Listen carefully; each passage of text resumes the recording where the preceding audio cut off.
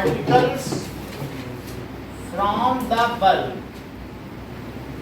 इसका क्या मतलब है, पूरे में से, and not from only from the surface. एक होता है इवेपोरेशन, उसमें सिर्फ सरफेस से उड़ते हैं, और बल्ब में क्या होता है, पूरे पानी में डुब डुब डुब डुब डुब डुब, बॉइलिंग देखी कि नहीं, नीचे से भी उठ उठ के उड़ रहा है, बबूले उठते हुए नहीं देखते हो, बबल्स। तो उसमें क्या होता है, particles from the bulb are converted into gas, ठीक है, and escape to atmosphere. Particle from bulk of liquid and not only from surface, not only from surface, get converted into gas and escape to, कहाँ escape कर जाते हैं, escape to atmosphere। इसलिए ठीक है, escape to atmosphere, so it is a bulk phenomena, so it is bulk phenomena। In boiling, all particles have gained enough energy to get vaporized। उनके पास energy भी होती है, लेटेंट हीट भी होती है, अब वे जहाँ हैं वे वहीं से ही वेपर में बदल सकते हैं। So in boiling, all particles of bulk have gained enough energy, उनके पास अब enough energy आ गई है, and latent heat to get converted into vapor wherever they are, converted into vapor wherever they are।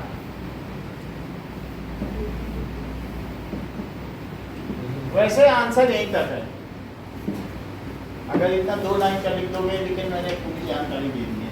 चलो, what remains unchanged during interconversion of state of substance, क्या चीज नहीं बदलती, ये सही कह रहे हैं, that is during interconversion of state of substance, temperature वही रहता है, ठीक है कि नहीं। so temperature and chemical composition, जैसे वाटर है तो ऊपर भी जाएगा तो भी वो वाटर ही है, तो उसका जो हाइड्रोजन और ऑक्सीजन का रेशो है वह भी नहीं बदलेगा, तो उसको फिर से कूल कर दो तो फिर से वो वाटर बन जाएगा। तो इसलिए temperature and chemical composition does not change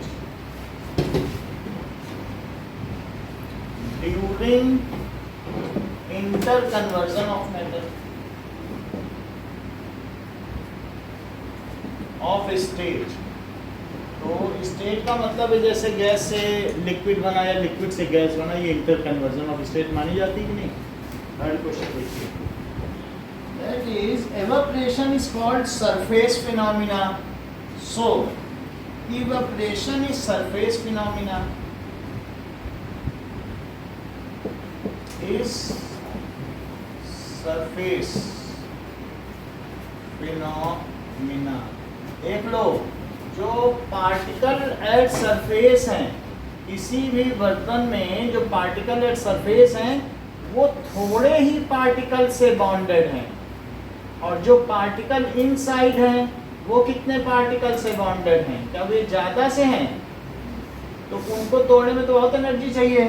so particle at surface are weakly bonded, they required little energy to break those bonds and escape into atmosphere, so evaporation takes place below boiling point, can take place, क्योंकि तो कुछ से ही bonded है, और अंदर वाले को देखो क्या ये कईयों से बॉन्डेड है, तो क्या कह सकते हैं, the particles at surface are weakly bonded. ये कैसे हैं, देखो 3 से 1 नहीं, weakly bonded, and they require less energy to break these bonds and escape into atmosphere. It can take place below boiling point. So all particle at surface as that is particles at surface get vaporized. ये क्या होते हैं बोलो?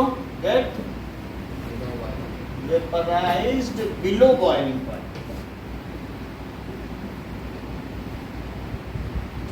ये तो मैंने आपको बता दिया ऐसे होता है, लेकिन आंसर ये लिखा जाएगा, particle of surface only get vaporised and not in bulk. Bulk में नहीं होते. कहाँ कहाँ होते? ये बल्क में होता था, सब तरफ से उनको इतनी हीट मिल गई, और ये कैसा हो रहा है? सिर्फ सरफेस का. इसलिए इसको हम क्या कहते हैं? Surface phenomena. चलिए नाउ अब जरा देखें. It is easier to walk in open field than in a pond water. What property of matter does this? So, in open, while walking, we have to break bonds between. ठीक है? तो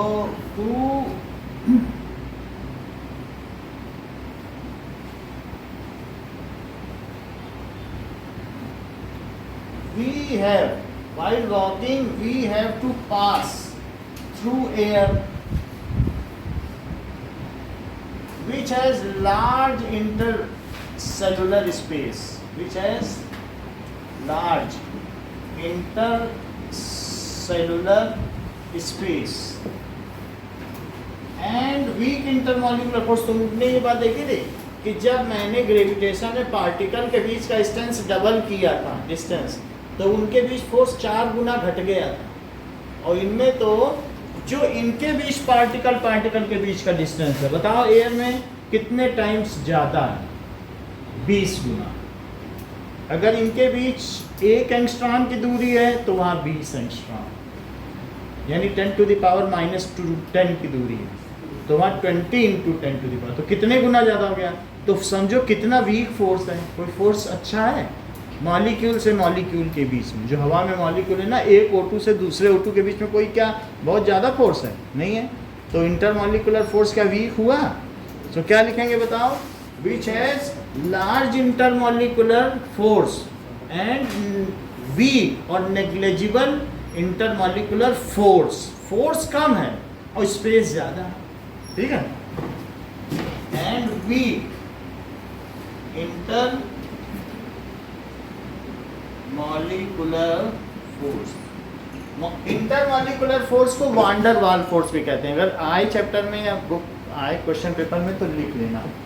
इसे दूसरा नाम क्या दिया बताओ? Wander Waals force. ठीक है. तो वांडर वाल फोर्स कहते हैं. So it is easier to pass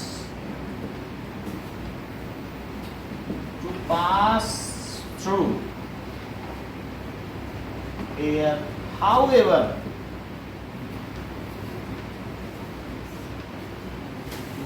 particles of water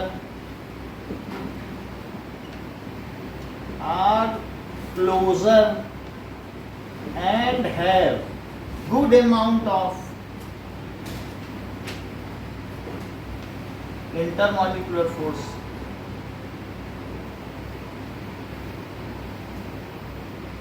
So we have to work harder to swim. इसलिए हमको पानी में चलने में we have to work harder to swim.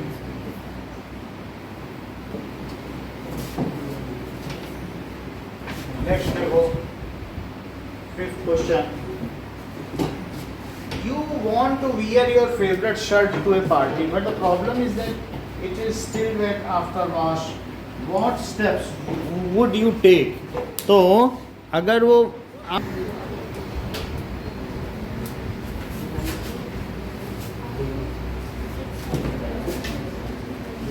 चलो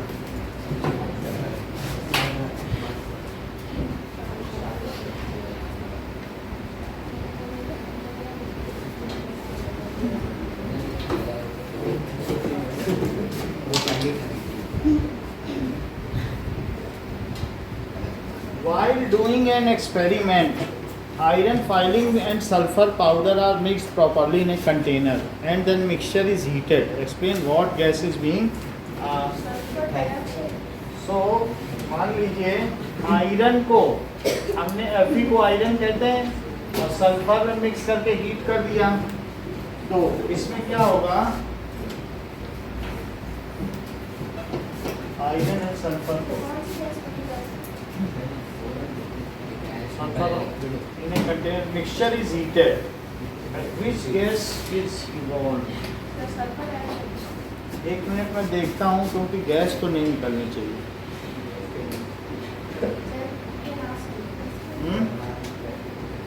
अरविंद बताएं सर, अमन बोलता है। Heating iron and sulfur, what reaction takes place?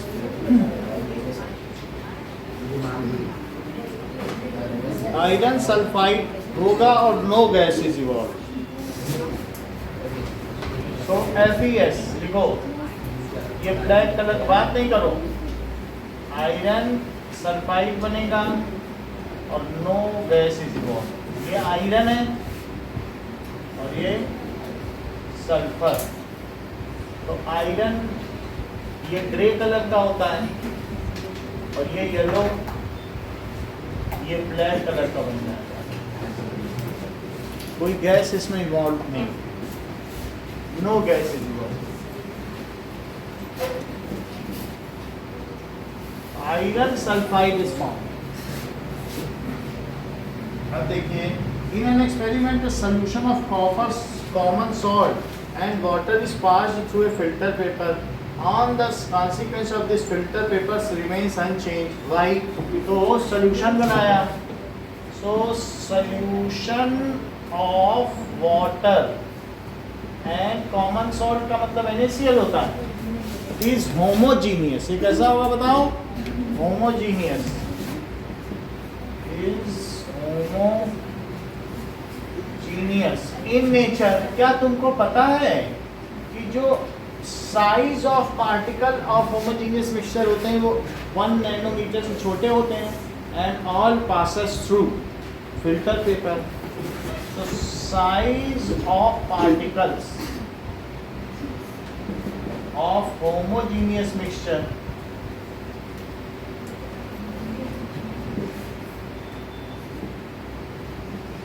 Is less than 1 nanometer, that is 10 to the power minus 9 meter, and pass through filter paper.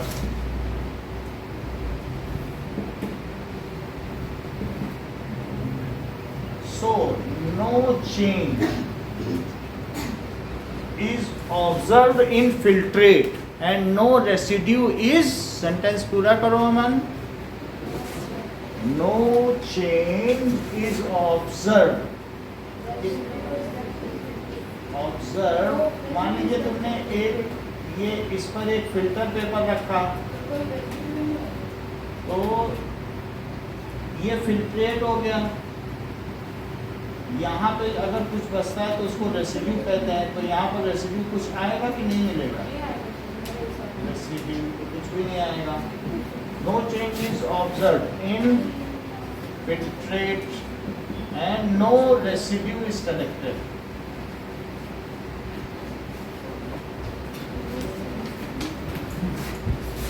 Now,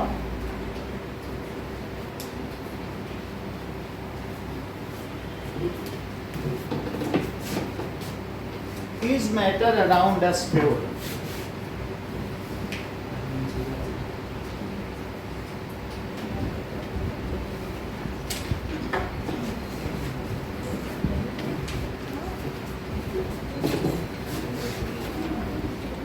Classify the following into elements, mixture and compound। तो diamond क्या हुआ?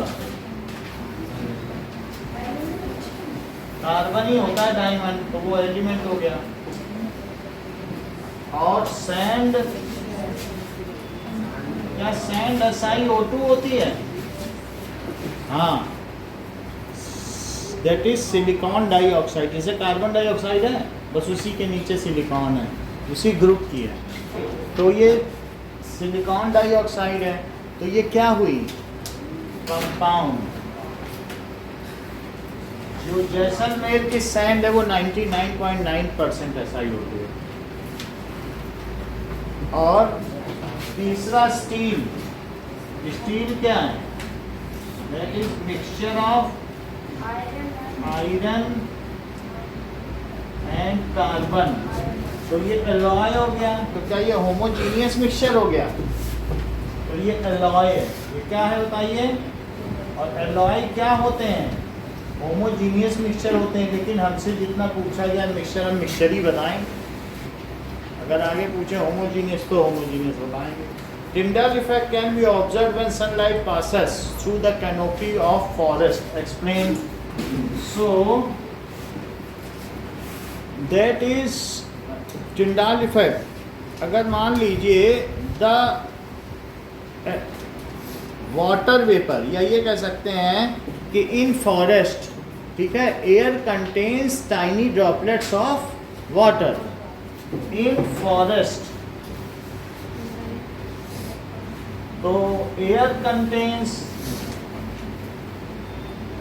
Tiny droplets of water, जिनका size कितना होता होगा?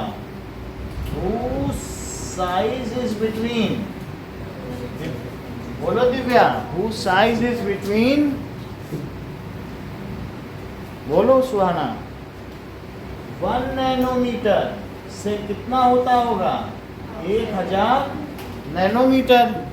As it is a colloidal solution, so it gives Tyndall effect, so the light ray is clearly visible। जो sunlight है वो क्या क्लियरली विजिबल होती है? कोलाइड का मतलब जिसके पार्टिकल बड़े बड़े होंगे तो it can scatter light.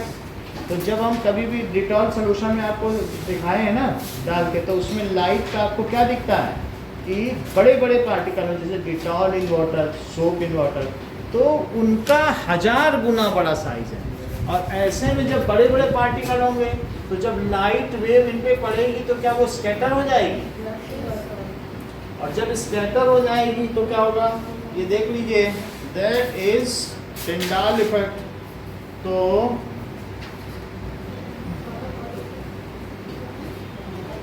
Tyndall effect ये देखो, तो आपको यहाँ दिखाया जा रहा है जैसा कि प्रश्न में पूछा गया है। क्या यहाँ पर लाइट रेज दिखाई जा रही है? ऐसे ये देखो लाइट रेज दिख रही कि नहीं? तो टिंडाल इफेक्ट का मतलब क्या है? टिंडाल इफेक्ट का मतलब जैसे ये देखो लाइट रेज, तो पार्टिकल उसको क्या कर रहा है? स्कैटर। जरा इसको हम और अच्छे से देखें कि इसमें पाथ ऑफ लाइट अगर दिख जाए then it is called, जैसे path of light कहेंगे उसे क्या कहेंगे? लाइट इसमें ऐसे मैं हैंडल ना करो उनके साथ, वो रिस्पेक्टेड है। ये देखो पाथ ऑफ लाइट अगर आपको दिख जाए, जैसे ये देखो, तो अगर किसी में आपको पाथ ऑफ लाइट दिख जाए then it is called Tyndall effect. अच्छा, पहला वाला वाटर में नमक मिलाया है और दूसरा क्या है? वाटर में डिटॉल मिलाया है या सोप सॉल्यूशन। तो जिसमें पाथ ऑफ लाइट दिख रही है वो टिंडाल इफेक्ट है कि नहीं? ये देखो, और जो बाकी है एक में ये, तो टिंडाल इफेक्ट का मतलब वो लाइट को स्कैटर कर दे, बिखेर दे।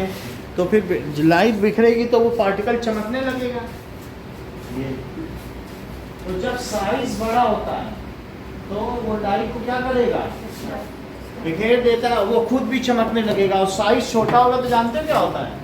ये लाइट आई और यहाँ से आके मुड़ गई, इससे टकराई नहीं। तो इसलिए जो बहुत सोल्यूशन होते हैं उनका 1 नैनोमीटर से छोटा पार्टिकल है, उसमें लाइट टकराती नहीं है, वो बस वो डायरेक्ट मुड़ जाती है। और इस केस में क्या होती है? स्कैटर। जैसे बड़ी सरफेस हो और मोती की माला पटक दो तो मोतियाँ ऐसे ऐसे नहीं होने लगती, यही तो स्कैटरिंग है। अब बोलो नुकीले नुकीले लगे और कील और मोती की माला पटको तो क्या होगा, वो अंदर धंस जाएगी, कुछ स्कैटरिंग देगी या तो पार कर जाएगी। तो किस केस में स्कैटरिंग ज़्यादा होगी बोलो, जब पार्टिकल बड़े होंगे कि नहीं।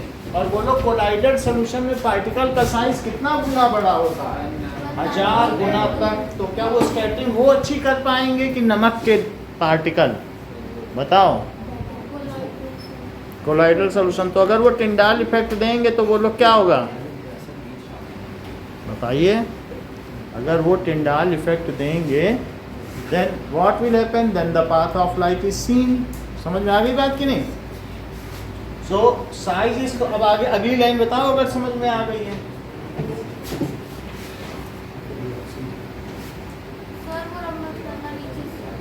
सो इट कैन स्कैटर लाइट, क्या कर सकते हैं बताइए, it can scatter light and gives Tyndall effect.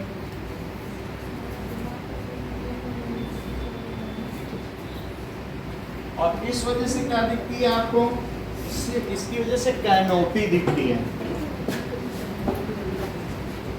ठीक है। नाउ कैनोपी का मतलब है ये सब कैनोपी है। तो इस कैनोपी में से जब लाइट छन के आती है तो क्या वो दिख जाती है, ये कैनोपी है। जैसे पैराशूट की कैनोपी होती है ये। Now, how can you obtain different gases from air? तो क्या तुम अलग अलग गैसेस एयर से कैसे पा सकोगी, हाँ बोलो, ये ठीक कह रहा है। That is by repeated compression and cooling। वो कहीं इसीलिए बता दिया, कंप्रेशन एंड कूलिंग। कंप्रेस करो, जैसे तुम पंप से हवा भरते हो तो गर्म हो जाता है क्या तुम्हारा पंप, लेकिन उसे अगर ठंडा कर दो पंप को तो फिर और भी कंप्रेस कर सको, क्योंकि जब भी गैस को कंप्रेस की जाती है वो गर्म हो जाए। छू के देखना कभी साइकिल के पंप को, तो अगर कंप्रेस करो फिर कूल करो तो और कंप्रेस हो जाएगी। इस पूरे कमरे की हवा, मतलब जितने भी पार्टिकल हैं इस ढक्कन में आ जाएंगे तो लिक्विड बन जाएगा। So by repeated compression and cooling the atmospheric gases can be liquefied. फिर कंप्रेस होगा, कूल होगा, फिर और कंप्रेस करो, फिर गर्म हो जाएगा और हीट निकाल। Atmospheric gases can be liquefied. कहाँ हाथ रख रहे हो उसके, कूलिंग उसका भी डिस्टर्ब हो ना। ये तुम थोड़े कि हम डम है तो उसको भी डम बना दें, ऐसा नहीं होता है। और प्रभाव पड़ता है ना, इसीलिए कहते हैं जिस बच्चे के बगैर जो बैठेगा उसका प्रभाव पड़ता है। तो तुम अब बैठे हो, तुम सीखो, सीखना ना सीखो, लेकिन दूसरों का तो कैरियर है। वो गरीब तो पिता का बेटा है, तुम्हारी तरह मर्सिडीज में थोड़ी घूम रहा है। सो रिपीटेड कंप्रेशन एंड कूलिंग, नौकरी न मिली भूखों मरेगा, तुम्हारे आगे पीछे तो 10 चपरासी हैं। कंप्रेशन एंड कूलिंग, इस सेंटेंस को पूरा करो सौरभ। हाथ रखे थे तो कहाँ पूरा कर पाओगे, तुम तो अपने में ही मजा ले रहे हो, कार्नल प्लीजर।